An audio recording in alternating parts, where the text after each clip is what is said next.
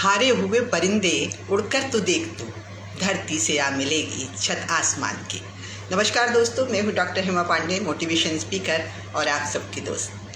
आज बात करते हैं कि यदि आपको विश्वास है अपने पर और अपने ईश्वर पर, तो दुनिया की कोई भी ताकत आपको आगे बढ़ने से नहीं रोक सकती है, लेकिन विश्वास करना होगा।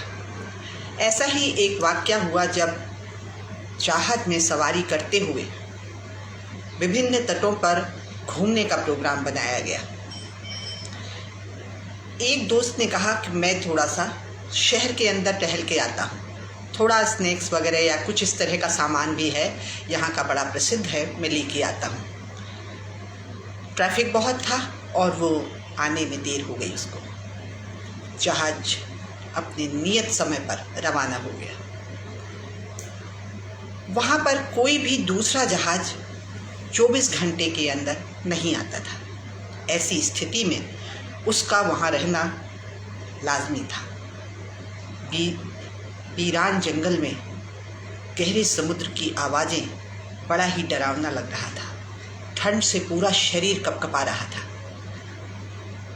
आनंद फानंद में उसने कुछ टूटी हुई और सूखी झाड़ियों से एक ऐसा गुफा टाइप बना ली जिससे कि वो रात गुजार सके। पानी जोरों से बरस रहा था। इतनी तेज बारिश और बिजली कड़कना शुरू हो गई। अब तो डरावना माहौल था। डर की वजह से थर थर काँप रहा था। शहर बहुत दूर था यहाँ से, कहीं कोई रोशनी दिखाई नहीं दे रही थी। आखिर करता तो क्या करता। निराश होके ताड़ के पत्तों के से बनाए हुए अपने झोपड़ी में बैठ गया। अचानक उसे लगा कि मैं पीने का पानी तलाशता हूँ, शायद कहीं मिले, और वो निकल कर के पानी पीने के लिए इधर उधर भटकने लगा। बहुत दूर कहीं रोशनी दिखाई दे रही थी। उसने कहा लाना तो पड़ेगा ही, क्योंकि गला प्यास की वजह से सूखा जा रहा है। दोस्तों, जब तक वो उस गुफा से, उस झोपड़ी से निकलकर बाहर गया और पानी के लिए तलाश करने के लिए आधा किलोमीटर, पौन किलोमीटर जाने के बाद वो आ भी नहीं पाया था कि उसने देखा कि बहुत दूर कहीं बहुत कुछ जल रहा है। अचानक ही बिजली कड़की और उसकी झोपड़ी पर गिर गई, क्योंकि सूखे पत्ते थे और सूखे पत्तों ने आग पकड़ ली। जब वो लौट के आया 1 घंटे के बाद, तो उसने देखा कि बिजली गिरी तो थी, लेकिन वो मेरी ही किस्मत पर गिरी थी। अब उसके पास कोई साधन नहीं था कि वो कहीं भी अपनी रात गुजार सके। लेकिन इन सब प्रक्रियाओं के होते होते रात काफ़ी गुजर चुकी थी और सुबह का करीबन 3 बजने वाला था। दूसरे दिन का जहाज वहाँ से निकल रहा था और उस जलती हुई आग को देखने के लिए देखकर वो जहाज इधर मुखातिब हो गया कि शायद ये कोई शहर है, कोई जगह है जहाँ पर हो सकता है कि कोई यात्री हो। ऐसा करके वो राउंड लेने के लिए इधर से निकल आया। दोस्तों, हम तो ये देख रहे हैं कि हमारी किस्मत ही ख़राब है, हमारे प्राण ही चले जाएंगे, क्योंकि अब कोई साधन नहीं है। लेकिन भगवान ने ही ये व्यवस्था की कि बिजली उसकी झोपड़ी पर गिरी और जहाज ने वहाँ से दूर से देखा, उस रोशनी के माध्यम से, कि यहाँ कोई न कोई मनुष्य हो सकता है। तो उधर से राउंड लगाते हुए हम चलते हैं। एक ऐसा जहाज़ था जो खोए हुए यात्रियों को तलाशता था। कभी कोई बिछड़ जाता है, कभी कोई रीज़न बनता था, और ऐसे करके उसको एक आधार मिला, एक जहाज़ मिला, और वो जहाज़ में वापस अपने वतन को लौट गया। दोस्तों, हमें लगता है कि ये चीज़ हमारे लिए ख़राब है, लेकिन कई बार ख़राब चीज़ भी हमारे लिए ईश्वर अच्छी रच रहा होता है, अगर हमने उस पर विश्वास किया और अपने पर विश्वास किया तो। विश्वासम फलम दायकम, विश्वास में बहुत ताकत होती है। लेकिन कभी कभी हम जिद कर बैठते हैं, और ऐसे ही एक व्यक्ति ने बहुत जिद करी और भगवान के पास जाकर बोला कि भगवान तुझे तो कुछ भी नहीं आता है। मैं कितना तुम पर फेथ करता था, लेकिन तुमने मेरी एक नहीं सुनी और मैं डूब गया। भगवान ने कहा, मैं समझा नहीं। बोले, समझने के लिए अब रहा ही क्या है? मैं दुनिया से यहाँ आ गया, अब क्या समझाना है? भगवान ने कहा, पूरा वाक्य बताओ, उसके बाद शिकायत करना। अब उसने शुरू किया कि हमारे गांव में बहुत बाढ़ आ गई थी, बहुत तूफान आ गया था और ऐसी परिस्थिति में मैं आप पर विश्वास करता था।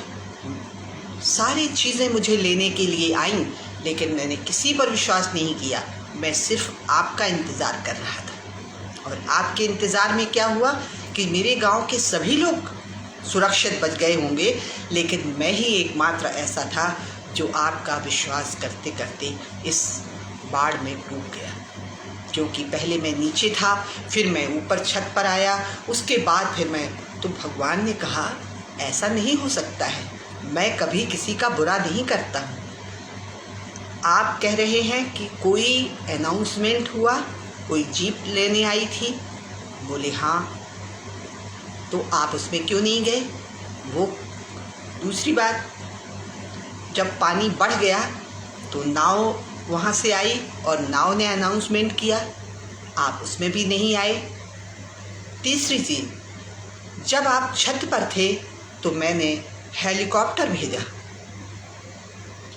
और बार बार अनाउंसमेंट किया गया कि अगर आप हों तो हाथ हिलाएं और हम आपको ले लेंगे, लेकिन आप तब भी नहीं आए।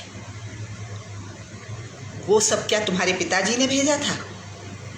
वो सब मैंने भेजा था।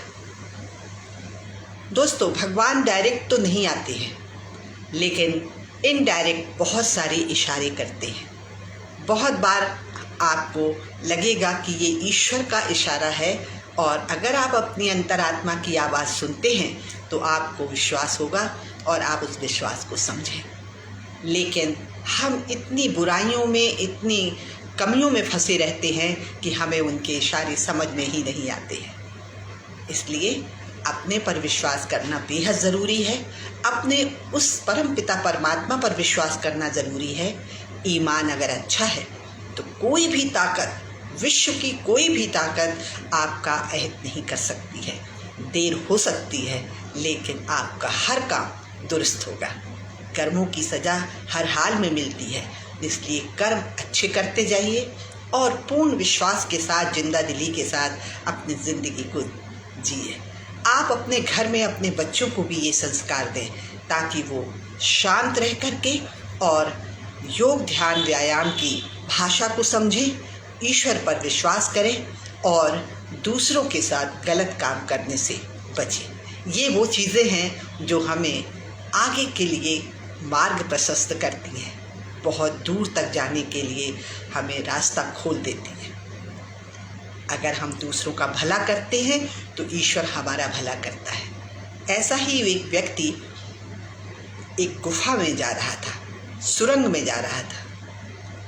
उसको बार बार कंकड़ लग रहे थे, लेकिन वो अपने नज़रअंदाज करते हुए निकला चला जा रहा था। लेकिन दूसरा व्यक्ति भी उसके पीछे ही आ रहा था, उसे भी कंकड़ लगते थे। वहाँ तमाम कंकड़ बिछे हुए थे, वो उठाता था और झोली में डाल लेता था। उसका कहना था कि मुझे तो लगे, लेकिन पीछे आने वाले को कोई कष्ट ना हो। बार बार उठाता, बार बार अपनी झोली में डाल लेता था। सुरंग लंबी थी। बहुत देर तक चलने के बाद जब भोर का सुबह होने लगा, तब जाकर सुरंग खत्म हुई और वो बाहर निकला। जैसे ही उसने अपनी उस झोले को पलटा, वो तमाम हीरे चमचमाते हुए वहाँ पर दिखाई देने लगे। आगे जा रहा जो लड़का था, वो उसने पलट कर देखा कि ये खनखनाने की आवाज़ क्या है, और देख कर दंग रह गया। उसने कहा, तुम ये कहाँ से लेकर आए हो? कहा, मैं वही कंकड़ उठा रहा था जो कंकड़ हमारे पैरों में चुभ रहे थे।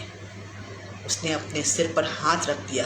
कहने लगे, वो कंकड़ मैंने क्यों नहीं उठाए? क्योंकि उन्होंने भला नहीं सोचा दूसरों का। दोस्तों, जब जब हम दूसरों का भला सोचते हैं, दूसरों का भला करते हैं, ईश्वर हमारे लिए हमारा भला करता है। जब जब हम दूसरों के लिए कांटे बोते हैं, वही कांटे ईश्वर हमारे लिए बोता जाता है। तो सावधान रहे, बार बार इस बात को सोचे जो हमारे ग्रंथों ने कहा है, हमारे बुजुर्गों ने कहा है, हमारे बड़ों ने कहा है कि जो तोके कांटा बये बाय बये तू फूल, तोय फूल को फूल है बाय भये त्रिशूल। जय हिंद, जय भारत, नमस्कार।